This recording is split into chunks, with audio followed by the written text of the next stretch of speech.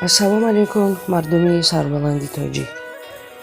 дирӯз дар саҳифаи фейсбукиам хабареро хондам, ки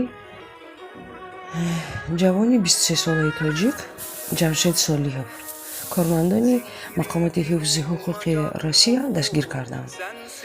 онҳо мегӯянд, ки дар назди метроҳои Калужская ва Нови Черёмушки кӯшиш ба таҷовуз ба номази якчанд духтарони рус кардааст. яке аз ин ҳодисаҳоро камераи назоратӣ сабт кардаанд, ки наворашро низ нишон доданд. ин наворро дар комментарияҳо дар шабакаи иҷтимоӣ ҳама ҳар хел шарҳ доданд. баъзеҳо мегӯянд, ки ҳаёташ сӯхт, баъзеҳо гуфтанд, ки обрӯи тоҷиконро пас зад. бархе мегӯянд, ки мумкин онҳо бо якдигар шиноси наздик бошанд, яъне ошиқонанд. вале вай духтар аз рӯи ин бача ариза навиштааст. шояд бо ҳам шинос бошанд. вале дар як шаҳри бегона бо миллати бегона маҷбурӣ зӯроварӣ кардан дуруст аст магар? омадед, хуш омадед, кор кунед, хонед, ин хел корҳо чӣ лозим? ҳаракат кунед, ки фахри тоҷикиро гум накунед. аслан дар метроҳо, электричкаҳо, автобусҳо, мағозаҳо бештар мебинӣ, ки бачаҳои тоҷик ба духтарон гап мепартоянд.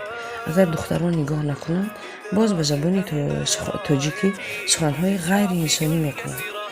ҷавонони рус ман бисёр аҳамият додам, бисёрашон ба духтаро на нигоҳ мекунанд, на гап мепартоянд. ман худам шоҳиди ин ҳодисаҳо шудам. ба падару модарон гуфтаниам, ки шумо вақте ки фарзандонро хонадор мекунед, монед, ки ҳамроҳи занашон биёянд. бисёрашон солҳо зану фарзандро намебинанд. имрӯз тӯй мешаванд, ҳатман бояди як ҳафта бояд ба муҳоҷират раванд. ин коратон дуруст нест. агар якҷоя биёянд, боз беҳтар мешавад, чунки зиндагии якҷоя канориҳам ва ғамхории якдигар бояд бошад. на ин ки солҳо, моҳҳо шавҳар аз зан чандин ҳазор километр дур бошад. албатта оқибаташ ҷудоӣ, ҷангу ҷанҷол ва ҷавонон танҳо омада бо дигар занону духтарон ишқварзӣ ва оқибаташ хубӣ надорад ва ба шикасту талхкомӣ дучор намешаванд.